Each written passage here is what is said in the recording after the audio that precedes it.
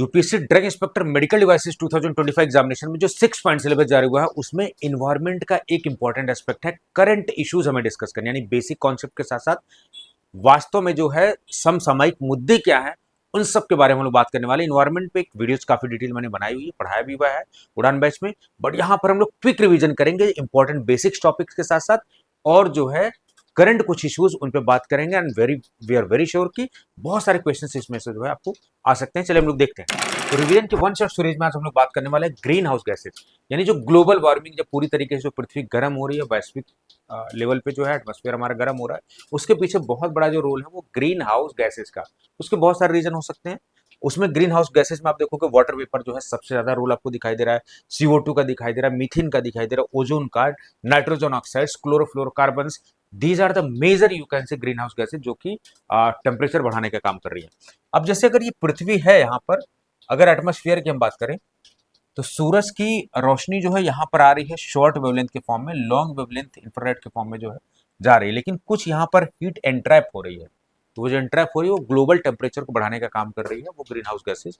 और उसी को कितनी एंट्रैप हो रही है उसी को नापने के लिए एक पैरामीटर है ग्लोबल वार्मिंग पोटेंशियल, GWP। तो ग्लोबल वार्मिंग पोटेंशियल क्या है? Relative measure of heat being trapped by green house gases in the atmosphere. तो एटमॉस्फेयर में कितनी ग्रीन हाउस गैसेज एंट्रैप हो रहे हैं, किसके? Relative major. रिलेटिव मेजर कौन है? CO2। तो CO2 की तुलना में अगर कोई गैस कितना ज्यादा हीट इंट्रैप कर रही है CO2 की तुलना में, that is the global warming potential of that particular. तो compared with the similar mass of CO2 के साथ कंपेरिजन होता है। जैसे अगर बोला जाए कि global warming potential of methane is 64, इसका मतलब CH4 जो है 64 टाइम्स CO2 की तुलना में ज्यादा हीट इंट्रैप कर रही है, ज्यादा गर्मी क्रिएट कर रही है। ये समझने वाली बात हो गई, ठीक है। चलिए, एक बड़ा इंपॉर्टेंट मुद्दा रहता है इंटरनेशनल लेवल पर भी और नेशनल लेवल पर, that is environmental impact assessment. तो इन्वायरमेंटल इंपैक्ट असेसमेंट अगर देहाती भाषा में बोला जाए तो जब भी कोई भी अगर हम प्रोजेक्ट लॉन्च कर रहे हैं, जैसे अब साउथ में चाहे कहीं भी कोई प्रोजेक्ट होता है, उसका इन्वायरमेंट पे क्या इंपैक्ट होता है, पहले जो बॉडीज उसको असेस करना होता है और कंसर्न अथॉरिटी के पास भेजना होता है। Then on the basis of their analysis they are going to give you the approval, जिसको कहते हैं इन्वायरमेंट का क्लियरेंस। आपने देखा होगा बहुत सारे प्रोजेक्ट फंस जाते हैं, वो इसी में फंसते हैं, इन्वायरमेंटल इंपैक्ट असेसमेंट। आपने देखा कि पहाड़ों पर जो है सुरंग खोदी जा रही है, टनल खोदी जा रही है, रोड चौड़ीकरण का मामला हो रहा है, तो ये सब जो है इन्वायरमेंटल इंपैक्ट असेसमेंट। तो इन्वायरमेंटल इंपैक्ट असेसमेंट का important management tool for assessing optimal use of natural resources for sustainable development. Sustainable development का मतलब होता है इस तरीके से चीजों को यूज करना, so that we can use for the long terms, ठीक है, इस तरीके से। आप देखोगे जो बिगनिंग डायरेक्शन इंपैक्टमेंट असेसमेंट के रिवर वैली प्रोजेक्ट जो है 1978-79 के आसपास इनको किया गया। थर्मल प्रोजेक्ट्स को आप देखोगे माइनिंग में, उत्तराखंड वाले एरियाज में देखो, साउथ वाले एरियाज में आप देखो, बहुत सारे प्रोजेक्ट फंस जाते हैं। अब ये मैंडेटरी कर दिया गया है as per the environmental protection act 1986 के तहत, जो इसको कर दिया गया है, जो भी एक्टिविटीज होगी ministry of environment forest and climate change के अंदर सारी चीजें। तो इन्वायरमेंटल इंपैक्ट असेसमेंट एक process of evaluating the likely environment, क्या क्या इन्वायरमेंटल इंपैक्ट हो सकता है उस प्रोजेक्ट का, उसको सारी चीजें ध्यान में रखी जाती है, ठीक है। तो UNEP defines environmental impact assessment as a tool to identify the environmental, social and economic impact of a project prior to the decision making. तो उससे पहले जो है सारी चीजें होनी चाहिए। और अब देखोगे ये सब mining project, industrial project, thermal power project, ये सब में पहला इंडिया का जो है असेसमेंट आप देखोगे EIA का 1994 में था under the environmental protection act 1986। It's very important topic. उसके आगे एक टॉपिक बड़ा इंपॉर्टेंट है, इसको बोलते हैं यूट्रोफिकेशन। यूट्रोफिकेशन का मतलब आपने देखा होगा तालाब वगैरह में इस तरीके से काई जम जाती है, बहुत मोटी सी लेयर हो जाती है। ये क्यों होता है? क्योंकि आसपास जो खेत होते हैं, फील्ड्स होती हैं, उसमें खाद डलते हैं, नाइट्रोजन के, फॉस्फोरस के, सल्फर वगैरह। तो इनसे क्या होता है कि ओवर न्यूट्रिशन हो जाता है, तो वो खाद रिस्क जो है अल्टीमेटली तालाब में आती है, पोखरे में आती है या नदियों में आती है। तो वहां पर आप देखोगे एल्गल ब्लूम बहुत ज्यादा हो जाती है, जिसकी वजह से एक लेयर बन जाती है, तो ऊपर की सूरज की रोशनी नहीं आती है, ऑक्सीजन की कमी होने लगती है, तो नीचे चीजें जो डेड जोन क्रिएट हो जाता है, चीजें मरने लगती है। That is called as eutrophication. तो यूट्रोफिकेशन आपको पता होना चाहिए कि प्राइमरली नाइट्रोजन और फॉस्फोरस के बढ़ने की वजह से हो रहा है, और एक्वाटिक सिस्टम में जाने के बाद वहां पर ओवर न्यूट्रिशन हो जा रहा है, चाहे वो तालाब हो चाहे सी हो, तो अल्गल ब्लूम भी हम लोग बोलते हैं। और डेथ जोन क्रिएट हो जाता है जहां पर ऑक्सीजन की डिमांड जो है, ऑक्सीजन कम होने लगती है और डेथ जोन क्रिएट हो जाता है, ठीक है। ये सब समझना पड़ेगा। Eutrophication over enrichment of nutrition होता है यहाँ पर। कॉन्फ्रेंस ऑफ पार्टीज एक बहुत इंपॉर्टेंट टर्म है, इसको जरा हम लोग समझ लेते हैं। कॉन्फ्रेंस ऑफ पार्टीज, तो कॉन्फ्रेंस ऑफ पार्टीज आप देखोगे 1992 का जो अर्थ समिट हुआ था, उसमें UNFCCC एक बॉडी आई थी, उसके तहत आप देखोगे कॉन्फ्रेंस ऑफ पार्टी जो है supreme decision making party of the convention है। और सारी पार्टीज को इसको मानना होता है, और कुछ लोग इसको रिप्रेजेंट भी, जैसे आपने देखा होगा कोप 26, कोप 28, कोप 29, इस तरीके से कॉन्फ्रेंस ऑफ पार्टी, जैसे पेरिस वाला समझौता हुआ था तो कोप 21 के तहत हुआ था वो सारी चीजें। तो वो रिव्यू करते हैं और कन्वेंशन में जो भी चीजें होती है उसको देखा जाता है और उसको अडेप्ट किया जाता है, ठीक है। हर साल अक्सर ये मिलते हैं, और पहली कोप मीटिंग जो है बर्लिन में जर्मनी में 1995 में की गई थी। हाल फिलहाल वाली जो कोप 29 की मीटिंग जो है बाकू अजरबैजान नवंबर 2024 में की गई थी, और वहां पर आप देखोगे ये सब सारी चीजें, और आगे जो है बेलेम ब्राजील में होने वाली है 2025 वाली, ठीक है। तो आप देख रहे होगे ये सब क्यों होती है, ये सब इसलिए होती है कि जो भी इन्वायरमेंटल इंपैक्ट हो रहे हैं, जो ग्लोबल वार्मिंग हो रही है, उसको कम किया जाए। जैसे आप देखोगे कोप 21 के तहत जो कि पेरिस में 2015 में समझौता हुआ था, उसमें एक कॉन्सेप्ट आया था नेशनली डिटरमाइंड कंट्रीब्यूशन। पहले क्या होता था, लोग मिलते थे चाय समोसे तोड़ते और चल देते थे, अभी क्या है कि लीगली बाइंडिंग कर दिया। आप अपने बताओ कि आप क्या करने वाले हो एक साल में, इन्वायरमेंट पे इम्पैक्ट हो रहा है, सबकी सबकी क्राइटेरियाज क्या है, फिर अगले साल जब मीटिंग होगी तो आपने क्या एक्शंस लिया, आपने क्या प्रॉमिस किया था।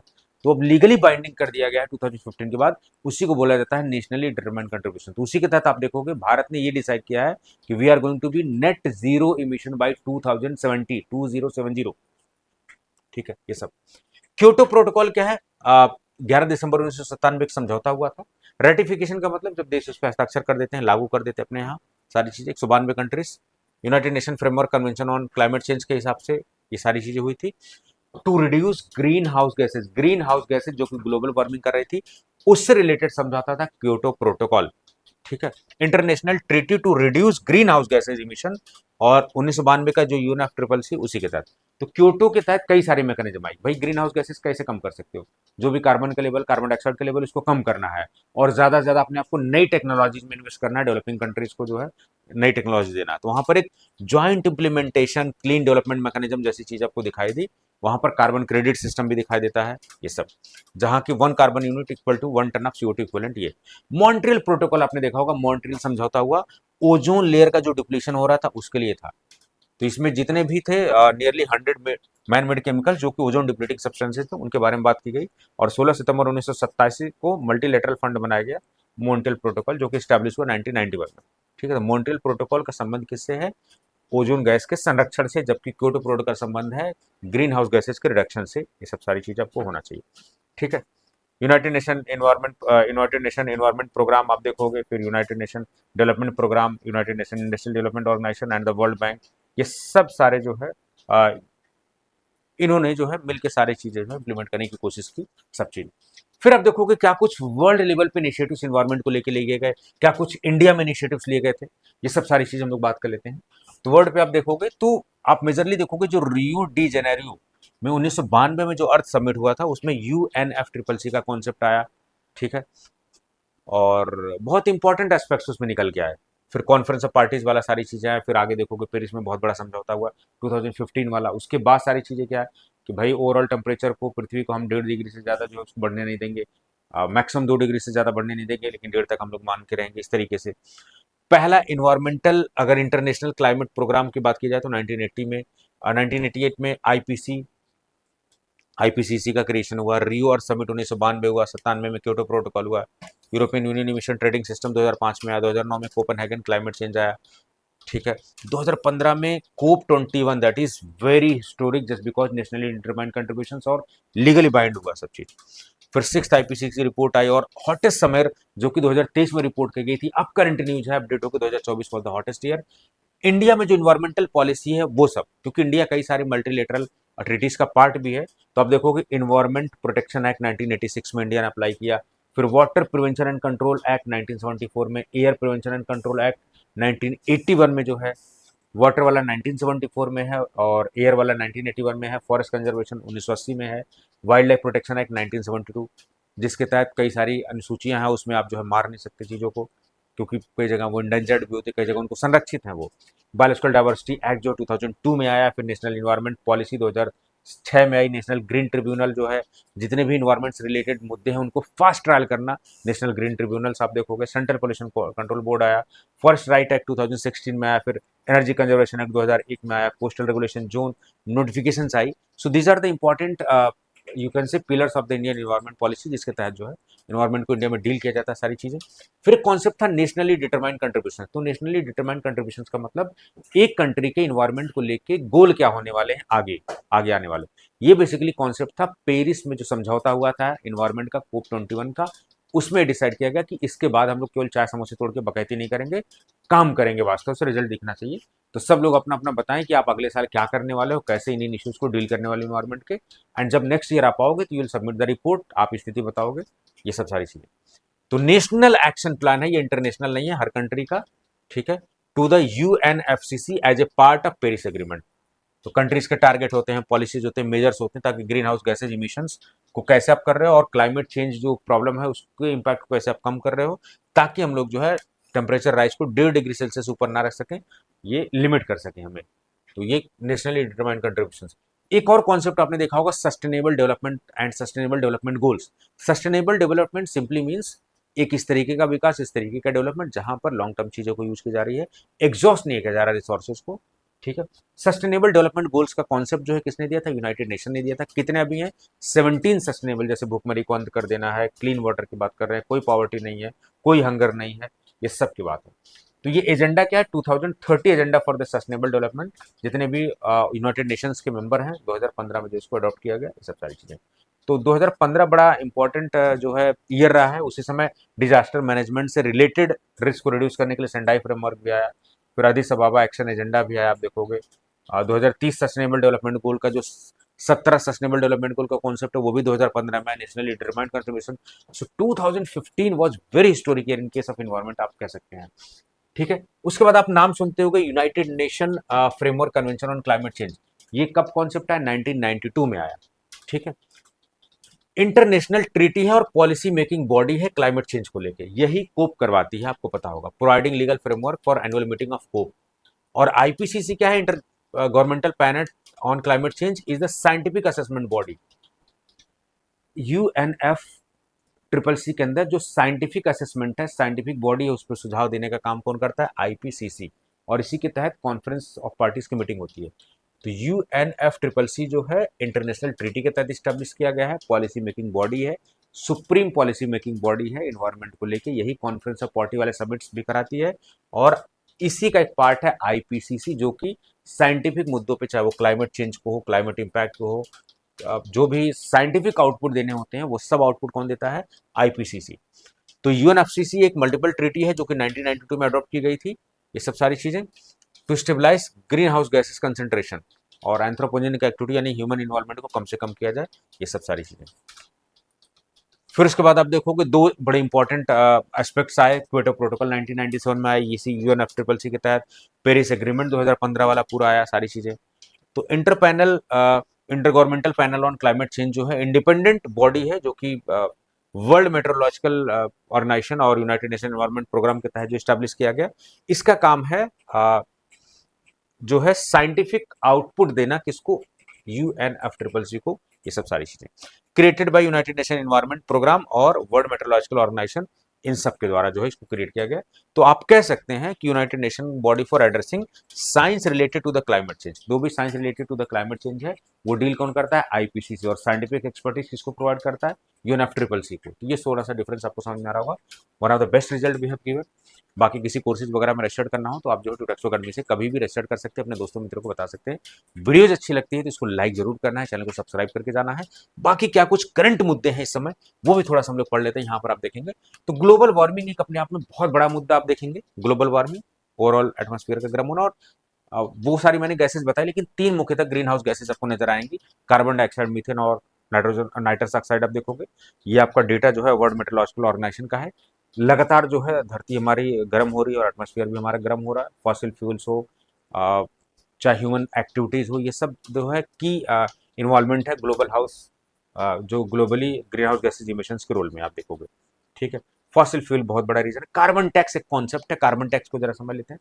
अब देखो अगर CO2 बहुत ज्यादा रिलीज हो रहा है इन्वायरमेंट में तो क्या करोगे आप, CO2 पे टैक्स लगा दोगे। टैक्स लगाओगे इसका मतलब कि जो ज्यादा पोल्यूशन करेगा, जो ज्यादा CO2 रिलीज करेगा उसको पैसा देना पड़ेगा। तो जाहिर सी बात वो पैसा ना देके क्या करेगा, उसका अल्टरनेटिव ढूंढ करेगा, तो आपका दूसरा काम भी पूरा हो जाएगा। तो एक तो है टैक्सेशन लगा के लोगों को डिमोरलाइज करना, और सेकंड क्या है कि नई क्लीन जो टेक्नोलॉजीज है, जो अल्टरनेटिव सोल्यूशन है उनके बारे में जाना। तो कार्बन टैक्स क्या है, एक गवर्नमेंट द्वारा जो है इम्पोज प्राइसिंग मैकेनिज्म है ग्रीन हाउस गैसेस के इमिशंस को लेके, ठीक है, ये लगाया जाता है। ये सब सारा यूरोप वगैरह में कॉन्सेप्ट आप देखोगे यहाँ पर। Taxes on green house gases two form में आता है कि एमिशन टैक्स में आता है और सेल्स और सर्विसेज, यानी जो सेल्स और सर्विस जहां पर CO2 इन्वॉल्व हो रही है तो उन पर भी टैक्सेस लगाना, ठीक है, ये सब। साउथ अफ्रीका पहला अफ्रीकन कंट्री बना जिसने कार्बन टैक्स लगाया 2019 में। कार्बन क्रेडिट सिस्टम का मतलब होता है कार्बन अलाउंसेस, कहने का मतलब कि वो देश कितने लिमिट तक वो पोल्यूट कर सकता है, उससे ज्यादा आप नहीं कर सकते, तो उसके पास एक क्रेडिबिलिटी होती है। तो एक single credit represents 1 ton of CO2 equivalent, ये जो है ये कार्बन क्रेडिट का सिस्टम आप देखोगे। और कार्बन क्रेडिट को ओरिजिनेट किया गया जो है क्योटो प्रोटोकॉल से सारी चीजें, और ऑब्जेक्टिव क्या है, ताकि इस तरीके की मैकेनिज्म बनाया जाए जिससे ग्लोबली ग्रीन हाउस गैसेस के इमिशंस को कम किया जाए और नई टेक्नोलॉजीज को जो है प्रमोट किया जाए, यही मेन था। One of the major observe innovation of Kyoto protocol was introduction of clean development mechanism, जहां पर क्लीन टेक्नोलॉजी यानी कि जहां पर ग्रीन हाउस गैसेस की इमिशंस को कम किया जाए, ठीक है। चलिए ये सब सारी चीजें, फिर आप एक फूड वेस्ट एक बहुत बड़ा मुद्दा है, बायोडाइवर्सिटी भी लॉस बहुत बड़ा मुद्दा है, ठीक है। उसके अलावा आप देखोगे WWF की जो है लिविंग प्लैनेट रिपोर्ट बीच बीच में जारी होती रहती है, तो कितने अभी क्या स्थिति है वो सब डिफॉरेस्टेशन को लेके बहुत सारे एग्रीमेंट्स किए गए हैं। उसके अलावा आप देखोगे एक बड़ा इशू है कार्बन सेक्वेस्ट्रेशन। कार्बन सेक्वेस्ट्रेशन का मतलब जो भी कार्बन है, जो भी CO2 है एटमोस्फियर में, उसको इंट्रैप कर लेना, ठीक है, कम कर देना। लेकिन ये बात भी सच है कि CO2 का होना बहुत जरूरी है, अदरवाइज फ्रिजिड कंडीशन हो जाएगी, लाइफ एग्जिस्ट नहीं कर पाएगी अर्थ पे। तो लेकिन एक लेवल में होना चाहिए। तो कार्बन डाइऑक्साइड मोस्ट मेजरली जो ग्रीन हाउस गैसेज है और इसी को हम लोग इंट्रैप करने की कोशिश करते हैं। तो कार्बन सेक्वेस्ट्रेशन वो प्रक्रिया है जिसमें कैप्चर और स्टोर करते हैं एटमॉस्फेरिक कार्बन डाइऑक्साइड को, इसके कंसेंट्रेशन, ताकि क्लाइमेट चेंज के इश्यूज को डील किया जा सके। दो तरीके से हम लोग कर सकते हैं, एक जियोलॉजिकल सेक्वेस्ट्रेशन होता है, एक बायोलॉजिकल सेक्वेस्ट्रेशन। जियोलॉजिकल सेक्वेस्ट्रेशन का मतलब जो पृथ्वी है या उसकी सतह है या रॉक सर्फेसेज है उनके अंदर कार्बन को इंट्रैप कर लेना, स्टोर कर लेना कार्बन डाइऑक्साइड को, और काम की यूजफुल चीजों में कन्वर्ट कर लेना, जैसे आप प्रेशर से कंप्रेस करके। बायोलॉजिकल सेक्वेस्ट्रेशन में आप देखोगे वेजिटेशन हो चाहे सॉइल्स हो, उन सब को जो है ऊपरी पृथ्वी के सरफेस के ऊपर जो है जहां पर इन्वॉल्वमेंट है, जैसे पेड़ पौधे क्या करते हैं, कैसे करते हैं बायोलॉजिकली, फोटोसिंथेसिस में CO2 को यूज कर लेते हैं, तो वो प्रक्रिया किसके अंदर आ जाएगी, बायोलॉजी कार्बन सेक्वेस्ट्रेशन, ठीक है। Carbon carbon carbon capture utilisation storage, ये एक टेक्निक है जहां पर कार्बन को कैप्चर किया जा रहा है, यूटिलाइज किया जा रहा है और यूज किया जा रहा है, ठीक है। एयर पोल्यूशन अब दिन पे दिन देखोगे बढ़ता जा रहा है। कोरल से रिलेटेड एक बहुत बड़ा न्यूज था, आप देखोगे ओशन एसिडिफिकेशन एक इंपॉर्टेंट कॉन्सेप्ट है। ओशन एसिडिफिकेशन का मतलब जहां पर आप देखोगे ग्लोबल टेम्परेचर के बढ़ने की वजह से जो है केवल ग्लोबल वार्मिंग नहीं हो रहा, ओशन एसिडिफिकेशन भी हो रहा है, क्योंकि आप ओशन में देखोगे बहुत सारी CO2 जो है ओशन से एब्जॉर्ब करते हैं, जो अमेजन के जंगल वगैरह वो सब भी एब्जॉर्ब करते हैं, तो जिनकी वजह से ज्यादा CO2 हो जाएगा तो ज्यादा सोखेंगे, तो एसिडिफिकेशन जाहिर सी बात होगा। और एसिडिफिकेशन होने की वजह से, ओशन का टेम्परेचर बढ़ने की वजह से कोरल ब्लीचिंग जैसी फिनोमेना, कोरल रीफ एक बहुत बड़ा बायोडाइवर्सिटी का माध्यम होगा, जहां पर आपने देखा होगा लोगों ने समुद्र के नीचे बायोडाइवर्सिटी का एक पूरा बहुत बढ़िया व्यू आपको दिखाई देता है। आपने देखा होगा स्कूबा डाइविंग वगैरह करते हैं, बहुत सारे जानवर नीचे दिखाई देते हैं, बिल्कुल। कोरल ब्लीचिंग एक इंपॉर्टेंट फिनोमिना है, आपको देखना पड़ेगा। ये जो कोरल्स होते हैं ना, आपने देखा होगा ऑस्ट्रेलिया की हो चाहे हमारे इधर इंडिया की तरफ आप देखोगे, गल्फ ऑफ मन्नार की तरफ देखोगे, तो कोरल रीफ मरीन सिस्टम एक इकोसिस्टम है वहां पर, और 2% केवल ओशन एरिया का होता है, लेकिन 25% मैरीन इकोसिस्टम का काम करते हैं लोग, आप देख सकते हो यहाँ पर, ठीक है। तो कोरल रीफ्स अपने आप में इंपॉर्टेंट सोर्स है। हार्ड कोरल जो है सी कैल्शियम कार्बोनेट्स के बनते होते हैं, सॉफ्ट कोरल जो है, और लार्जेस्ट बैरियर रीफ की बात करें तो ऑस्ट्रेलिया की तरफ आपको दिखाई देगी।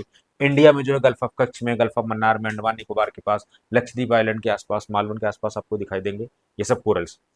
कोरल ब्लीचिंग फिनोमिना क्या होता है ना, कि ये जो जो कोरल्स होते हैं ना, इनमें एक फंजाई होता है जहां पर सिम्बायोटिक रिलेशन आपको दिखाई देगा। वो फंजाई, सॉरी फंजाई कह रहा हूँ, एल्गी होता है। एक एल्गी होता है जिसको बोलते हैं जूजैंथली। तो जूजैंथली जब ये एल्गी होता है, ये जैसे टेम्परेचर ओशन का बढ़ता है, ये कोरल्स को छोड़ देता है। तो जब कोरल्स को छोड़ देता है, डिटैच हो जाता है, तो कोरल्स सफेद होने लगते हैं, मतलब मरने की कगार पर होते हैं, मर नहीं जाते लेकिन मरने की कगार पर हो जाते हैं। तो आप देखोगे तो कोरल ब्लीचिंग का मतलब कोरल का सफेद हो जाना। क्यों? क्योंकि टेम्परेचर बढ़ा तो वो जो एल्गी था उसने सिम्बायोटिक रिलेशन जो था, एक दूसरे के साथ जी रहे थे, एक दूसरे के ऊपर निर्भर थे, अभी क्या वो अलग हो गया तो मरने की कंडीशन में आ गया। इसको बोलते हैं कोरल ब्लीचिंग। तो हाई सोलर एक्सपोजर हो चाहे वो कोरल ब्लीचिंग का कारण हो सकता है, यहाँ पर आप देखोगे, ठीक है। तो एल्गी जो है कोरल्स को जब छोड़ देता है तो स्ट्रेस कोरल बोलते हैं। ब्लीच कोरल में क्या है कि जब अकेले पड़ जाती है कोरल्स और वल्नरेबल हो जाती है, वाइट हो जाती है, आपस में ये जो एल्गी है और ये कोरल्स एक दूसरे के ऊपर सर्वाइव करते हैं, इसीलिए इनको बोलते हैं सिम्बायोटिक रिलेशन। इस तरीके की कोरल्स आपको दिखाई देने लगती है। ठीक है, ये भी।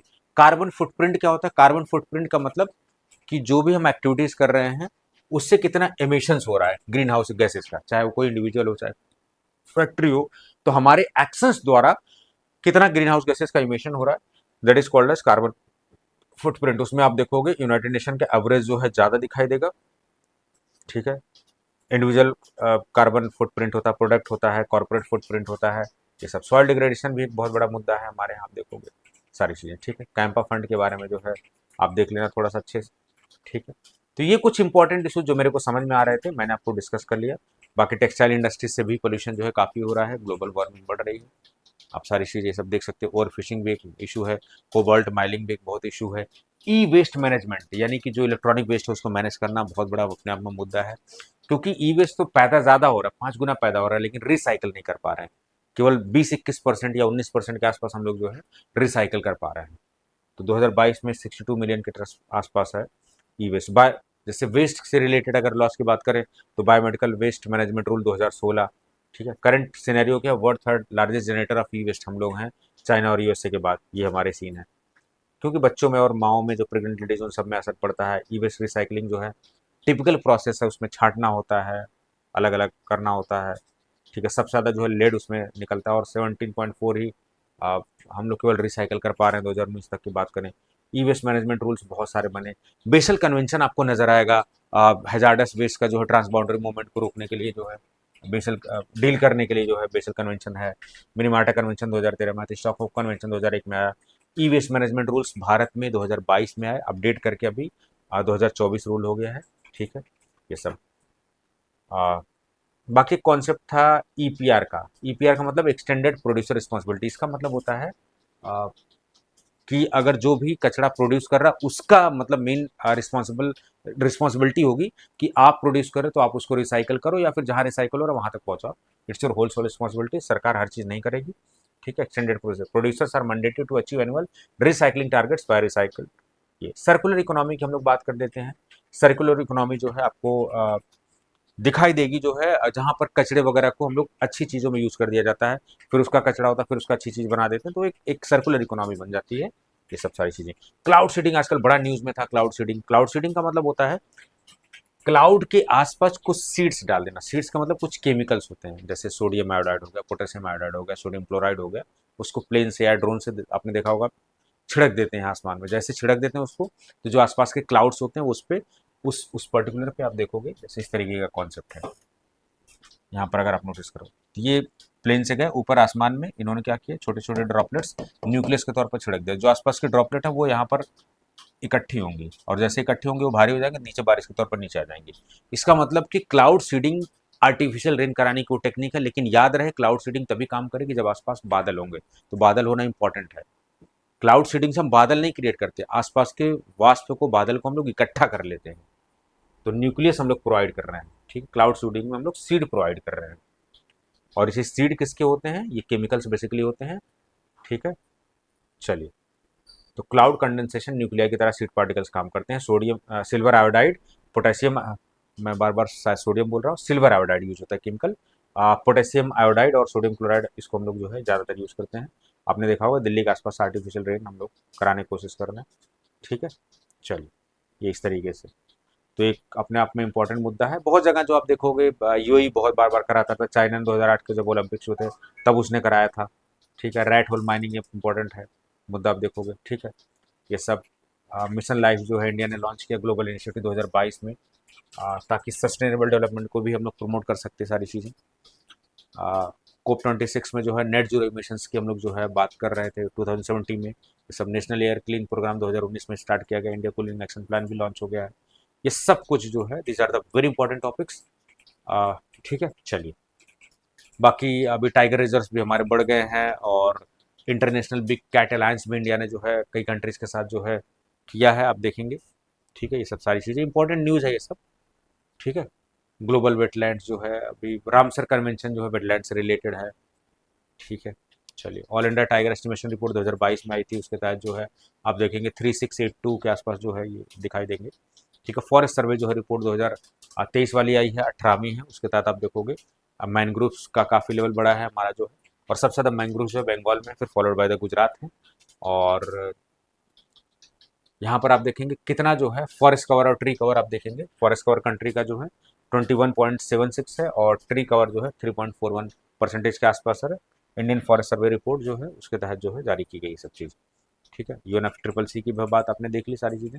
सेंडाई कॉन्फ्रेंस जो है 2015 का आपने देखा होगा, डिजास्टर मैनेजमेंट के लिए और रिस्क रिडक्शन के लिए है, लाइफ के लॉसेस को कम करने के लिए है। तो जी these are the important you can say environment topics, जिसको आपको सरसरी निगाह से एक बार देख लेना है, एंड वेरी श्योर कि बहुत सारे क्वेश्चंस यहाँ से आ जाएंगे। तो मेडिकल डिवाइसेस रिवल्स को भी मैंने कंपाइल करा दिया, कंप्यूटर वगैरह सब वन शॉट वीडियोस बहुत सारी आई हैं। यूट्यूब में आप जाओ, शॉर्ट में देखो, शॉर्ट्स में बहुत सारी वीडियोज आ गई हैं, और मेडिकल डिवाइसेस वाला जो फोल्डर है प्लेलिस्ट में जाके आराम से सब कुछ देखो।